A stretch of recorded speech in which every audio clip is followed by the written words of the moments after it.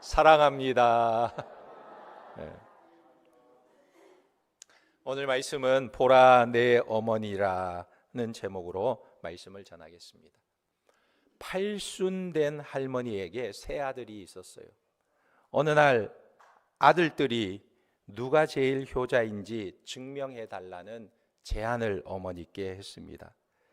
그래서 아들들이 얼마나 어머니의 마음을 잘 헤아리는지 몇 년 동안 준비한 선물을 어머니께 가져왔어요. 제일 큰 아들은 유명한 화가였습니다. 어머니 눈이 점점 침침해져서 그림을 잘 못 보고 세상을 잘 못 보시니까 이 아들은 큰 그림을 그렸는데 어머니의 가장 젊고 아름다웠던 모습을 큰 유화의 그림을 그려서 어머니께 선물로 드렸습니다. 그리고 거실에 걸어두고 매일매일 보세요 이렇게 말했습니다. 이어서 둘째가 왔어요. 어머니, 저는 어머니의 품격을 위해 순금으로 만든 금 거북이를 가져왔습니다. 금으로 만든 거북이를 드렸어요. 그리고 셋째는 아주 특이한 것을 가져왔습니다. 어머니가 평소 외로워하시는 게 마음에 걸렸는지 그는 말을 잘하는 앵무새를 선물하면 좋겠다 생각하고 앵무새를 수년 동안 훈련시켜서 말을 가르쳤습니다. 그래서 이 앵무새는 시도 읽고 노래를 부르기도 하고 어머니가 부를 때마다 어머니 사랑해요, 어머니 사랑해요 이렇게 대답하도록 훈련을 시켰습니다. 이제 세 아들의 선물을 받은 어머니는 아주 간단하게 평가했어요. 첫째야, 내가 그려온 큰 그림을 거실에 걸어두니 밤에 화장실 갈 때마다 누가 서 있는 것 같아서 깜짝깜짝 놀라게 되는구나. 그리고 둘째에게 말했습니다. 내가 준 거북이 금덩어리는 도둑이 들까 봐 걱정이 돼서 밤잠을 잘 못 자겠구나. 그런데 막내 아들에게 이렇게 말하는 것입니다. 막내 아들이 보내온 선물은 너무나 흡족해 하면서 어머니가 말했어요. 막내야, 내가 보내준 꿩은 정말 별미였단다. 맛있게 잘 먹었다. 여러분, 우리가 효도하는 것이 쉬운 일이 아니에요. 부모의 마음을 이해하고 헤아리기가 어려운 것입니다. 그러나 부모의 마음을 잘 헤아리고 마음을 잘 이해하는 것이 진정한 효도인 거예요. 오늘 본문은 예수님께서 십자가상에서 마지막으로 남기신 말씀입니다. 그런데 예수님께서 십자가에서 남기신 마지막 말 한마디는 예수님의 삶의 모든 것이 다 농축되어 있는 거예요. 예수님께서 십자가에서 마지막으로 정립하고 싶었던 것이 무엇입니까? 우리의 신앙과 부모에 대한 효도예요. 오늘 말씀을 보면 먼저 자식을 향한 부모의 사랑이 잘 나타나고 있습니다. 최후의 십자가를 지는 예수님 곁에는 그의 어머니가 등장하고 있습니다. 25절에 예수의 십자가 곁에는 그의 어머니와 이모와 글로바의 아내 마리아와 막달라 마리아가 섰는지라. 예수님 곁에 누가 있습니까? 예수의 십자가의 곁에는 그의 어머니가 서 계셨다. 우리가 이 세상에서 인간관계를 맺을 때 가장 힘들고 어려운 것이 무엇입니까? 내가 모든 것이 다 잘 될 때에는요, 내 곁에 사람들이 많아요.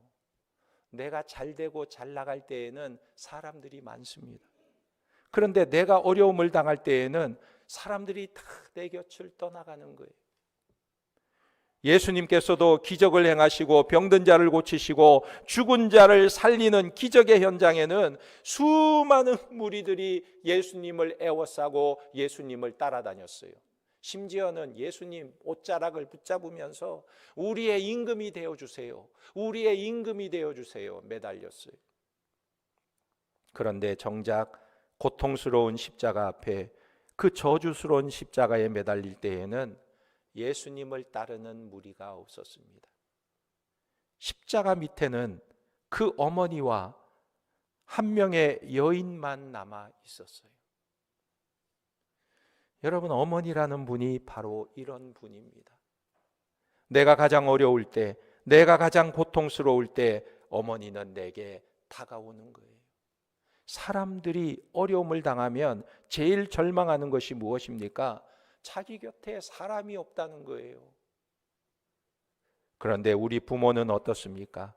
내가 상처가 있는 자리에 있으면 다가오시고 영광스러운 자리에 있으면 혹시 누가 될까 봐 오히려 피하고 신분을 감추는 모습을 보게 돼요. 오늘 예수님의 어머니는 아들이 죽는 그 현장에서 쓰러져 있지도 않고 앉아 있지도 않고 몇 시간 동안 그 아들을 지켜보며 서 계셨다 말하고 있어요. 그래서 오늘 본문은 이 어머니의 모습을 아주 상세히 기록하고 있습니다. 25절에 그 어머니와 막달라 마리아가 섰는지라.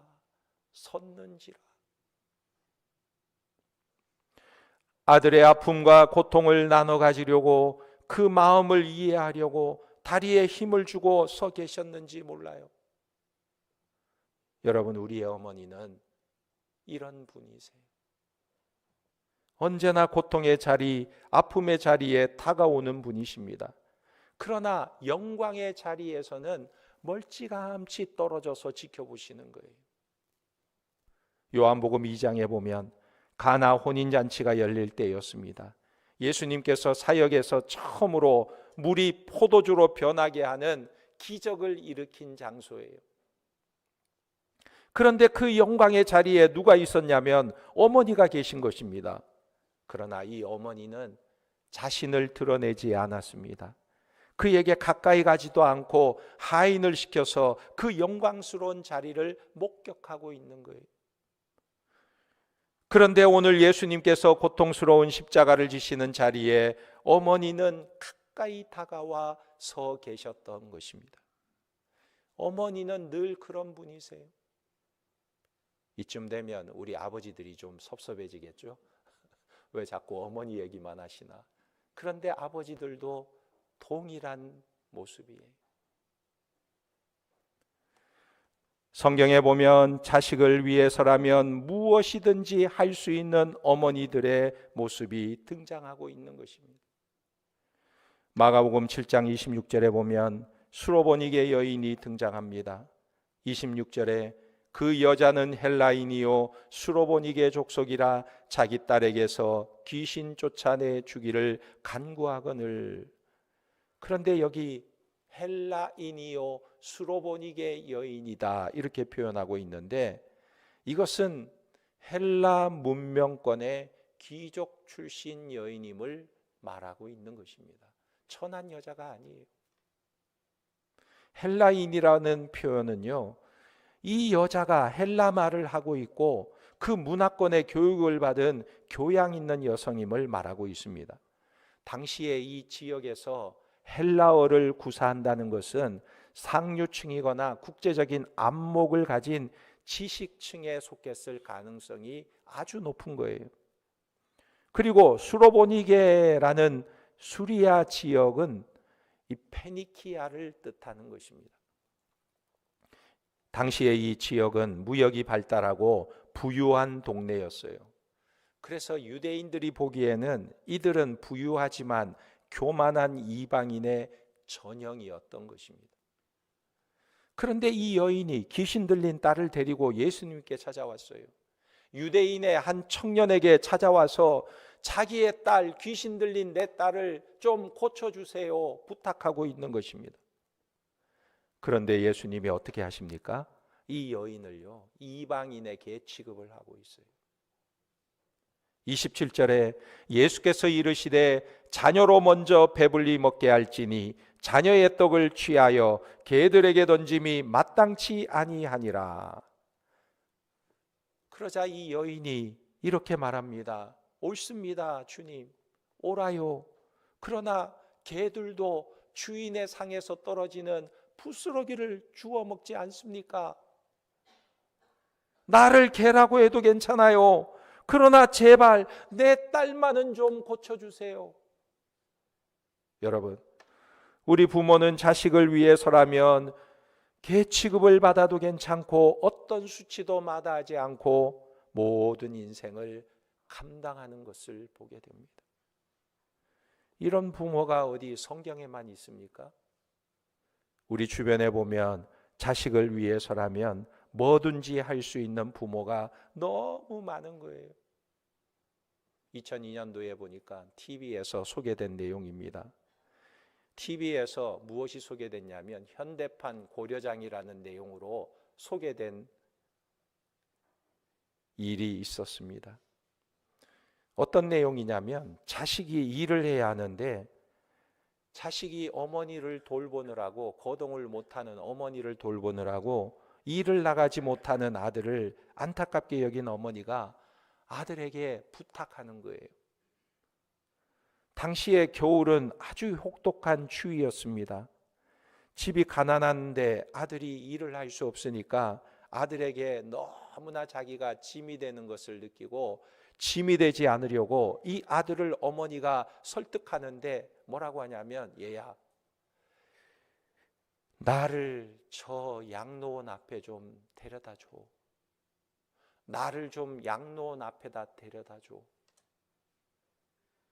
그러면 양로원에서 나를 거두어 주지 않겠니? 하도 간곡하게 어머니가 이야기하길래 이 아들이 새벽에 양로원 앞에 어머니를 모셔다 놓았습니다. 거동도 하지 못하는 이 어머니가 추운 겨울에 이불을 뒤집어 쓰고 추위에 벌벌벌 떨고 있었어요. 이웃이 보니까 할머니가 끙끙 앓고 있으니까 얼어 죽을까 봐 경찰에 신고했어요. 그래서 경찰서에 데려갔는데 경찰이 묻습니다. 할머니 어디 사세요? 물으니까 대답을 안 해요. 할머니 아들의 이름이 뭐예요? 물으니까 대답하지 않아요. 그런데 이 할머니가 꼭 한마디만 이야기합니다. 내가 기억이 없어서 아들의 이름을 몰라요. 내가 기억이 없어서 어디 살았는지 몰라요. 내가 기억이 없어서 아들을 몰라요.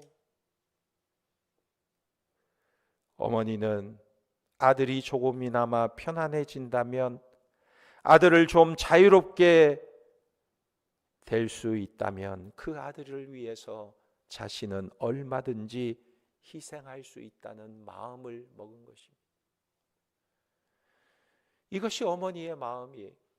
그런데 이런 마음을 누가 주셨나요? 이것은 하나님이 우리 속에 심어둔 하나님의 마음인 것입니다. 이 하나님의 마음을 부모된 자들에게 본성으로 심어주신 거예요. 여러분, 하나님의 사랑이 무엇입니까? 우리를 위해 하늘보좌를 버리고 내려오신 거예요. 우리를 위해서는 무엇이든지 할 수 있는 분이 하나님이시라는 거예요. 여러분, 이 세상에 어떤 신이 인간을 살리기 위해서 자기 자신을, 인간의 몸을 입고 이 땅에 와서 희생하는 신이 있습니까? 어떤 신이 그렇게 하는 신이 있어요? 모든 신은 다 네가 희생 제물을 바쳐라, 네가 희생해야 된다, 이렇게 말하지.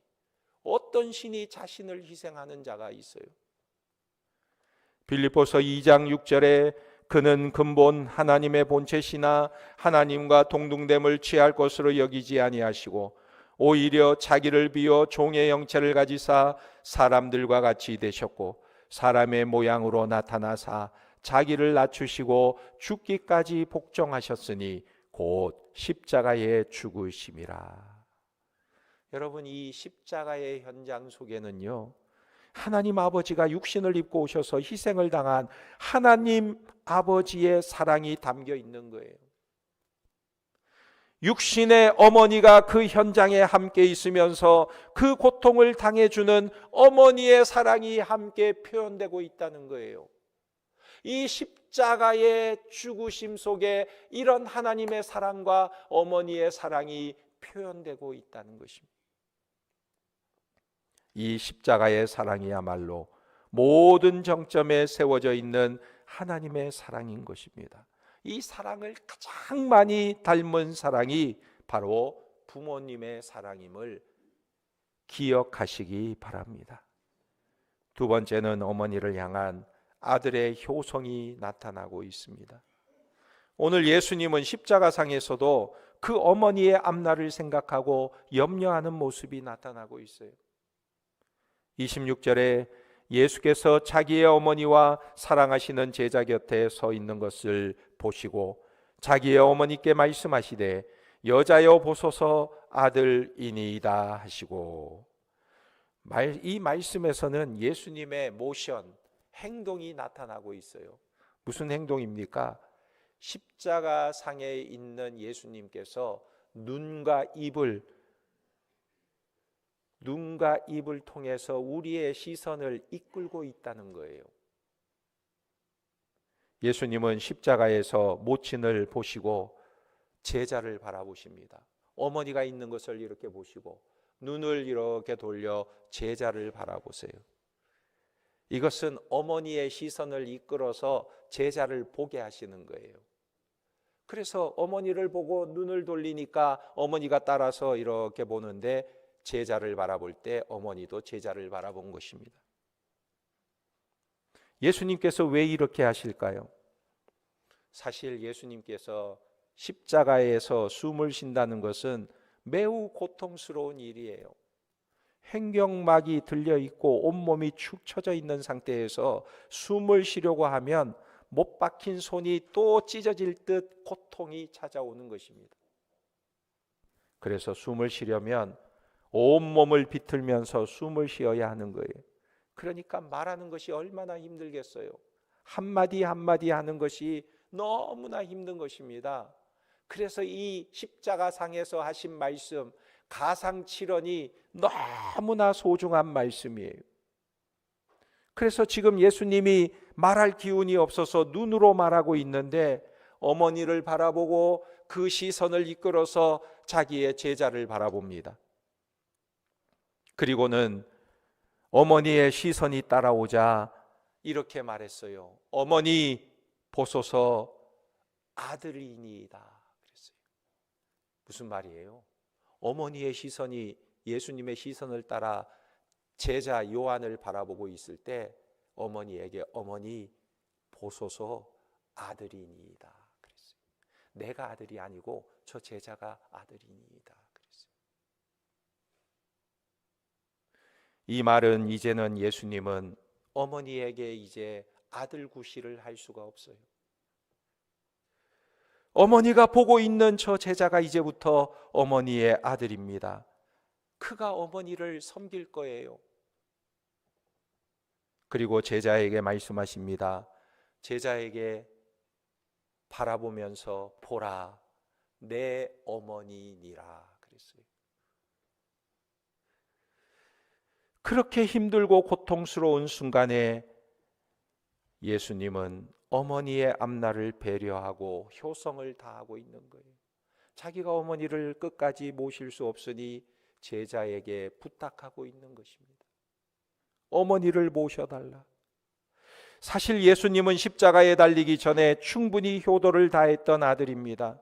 왜냐하면 당시의 사람들의 평균 수명이요 40세였어요. 그러니까 30세 가까이 어머니를 돌보고 집안일을 다하고 동생들을 돌보고 한 것은 그가 집에서 할 수 있는 일은 다 했던 거예요. 그런데도 예수님은 자기의 빈자리를 가장 충성스러운 제자에게 부탁하고 있는 것입니다. 그 고통스러운 십자가에서 모든 과업을 이루는 그 자리에서도 어머니를 생각하고 있다는 거예요. 그러므로 효는 가장 영광스러운 순간에 또는 가장 힘든 순간에 어머니를 생각하는 것입니다. 어머니의 은혜를 잊지 않는 것이 진정한 효인 거예요. 세계적인 성악가로 명성을 떨쳤던 마리아 앤더슨을 여러분은 아실 겁니다. 미국 흑인 가수로는 처음으로 메트로폴리탄에 서서 영감 있는 노래로 관중을 사로잡은 여가수였어요. 그녀의 대표적인 곡을 우리가 잘 알 겁니다. 그 누가 나의 괴로 말며 또 나의 슬픔 알까. 주밖에 누가 알아주랴. 영광 할렐루야. 그 누가 나의 괴로 말며, 이 노래를 얼마나 감동적으로 불렀는지. 유명한 노래입니다. 이 가수는 어려서부터 인종차별로 불행한 날들을 보내야 했던 마리아, 하나님을 믿는 믿음으로 모든 고난을 이기고 더욱 열정적으로 노래를 불렀습니다. 이분이 너무나 감동적이고 탁월하게 노래를 부르자 기자들이 그에게 와서 질문을 던졌어요. 여사님, 당신은 대통령과 영국 여왕 앞에서도 노래를 했고 세계적인 오케스트라와 협연도 했는데 그 오랜 세월 동안 공연하면서 가장 영광스러웠던 순간이 있었을 텐데 당신의 생애 중에 영원히 잊혀지지 않을 가장 최고의 순간이 있다면 언제였습니까? 물었어요. 그랬더니 마리아 앤더슨이 눈을 지그시 감고 생각하더니 이렇게 대답했습니다. 그것은요, 내가 성공하던 그 첫날 모든 공연을 마치고 어머니에게로 달려갔습니다. 그리고 어머니의 거친 손을 잡으면서 엄마, 더 이상 이제 남의 집에 빨래 안 해줘도 돼. 내가 이제부터 엄마 모실 거야. 내가 이제부터 엄마 모실 거야. 이 말을 할 때 가장 영광스러웠다고 고백했습니다. 여러분, 예수님도 어머니의 사랑을 잊지 않았어요. 이것이 효성이었습니다. 여러분은 가장 힘들 때 또는 가장 영광스러울 때 누가 생각이 납니까? 누구를 떠올리세요? 부모님의 모습이 떠오르십니까? 오늘 예수님은 십자가에 매달려서도 그 어머니를 부탁하고 있는 거예요.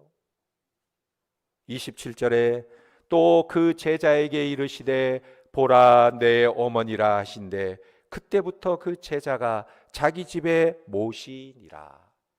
여러분, 예수님에게는 형제도 있었어요. 동생들도 있었다고요. 그런데 이 어머니 마리아가 돌아가실 때까지 누가 모셨느냐? 예수님의 제자 요한이 끝까지 이 어머니를 모셨다는 거예요. 형제가 여러 명 있으면요, 서로 돌아가면서 모시자 이렇게 할 텐데 이 예수의 제자 요한은 예수의 어머니를 끝까지 모셨다.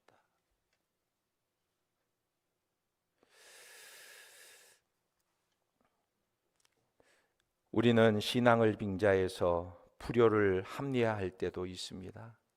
우리는 영적인 일을 빙자해서 부모님께 효성을 다하지 못하는 경우도 있어요. 그러나 성경은 분명히 말씀하고 있습니다. 내 부모를 공경하라. 내 부모를 주 안에서 공경하라 말씀하고 있어요. 이것은 무엇을 말하고 있나요? 신앙과 효성을 분리하지 않고 신앙이 좋다는 것은 곧 효성으로 나타나야 함을 말씀하고 있는 것입니다. 그래서 십계명에도 보면요, 하나님을 향한 계명과 인간을 향한 계명 중에 첫 계명이 바로 내 부모를 공경하라예요. 하나님을 향한 계명과 인간을 향한 계명 중에 첫째 가는 계명이 내 부모를 공경하라. 영원 불멸할 것으로 생각했던 로마 제국에 대해서 막스 베버는 이런 말을 했습니다. 로마가 망하게 된 이유가 무엇인가? 모든 길은 다 로마로 통한다고 했던 그 강대국, 그 로마가 망하게 된 이유가 무엇인지 아십니까? 로마가 망하게 된 것은 노인을 박대했기 때문이다 그랬어요. 중국에서 강력한 통일제국을 이루었던 진나라도 왜 망했는가? 젊은 용사들을 선대하고 노인들을 홀대했기 때문입니다. 이 사실을 제 나라의 목공이 지적하고 있어요. 사회학자 브리토는 국가나 단체의 흥망성쇠는 경험의 축적자인 노인을 얼마나 배려하느냐에 있다 그랬습니다. 그래서 28절 말씀을 한번 보세요.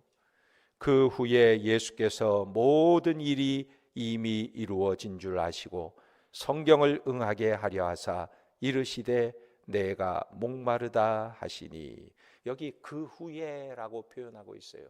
그 후에 무엇 후를 말하고 있습니까? 어머니를 부탁한 후에, 어머니를 제자에게 맡긴 후에라고 말하고 있어요. 결국 예수님은 십자가의 완성은 어머니에게 효를 다한 후에 이루어졌다는 거예요. 인류를 구원하기 위해 십자가를 지시는 이 위대한 가업의 완성이 어머니를 부탁한 후에 이루어졌다는 거예요.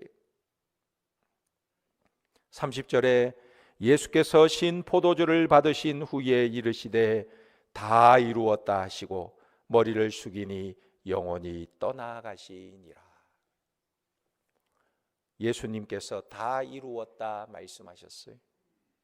이것은 부모님에게는 효도하지 않으면서 굉장한 일을 해도 그것이 완성이 아니라는 것입니다. 예수님은 어머니에 대한 효도를 다하고 나서 십자가의 사역을 완성하셨습니다.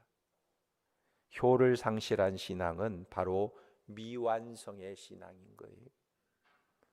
그러므로 오늘 우리들은 부모를 주 안에서 공경하고 또 교회에 나오는 어른을 존중하고 잘 섬기는 성도들이 되시기를 예수님의 이름으로 축원합니다.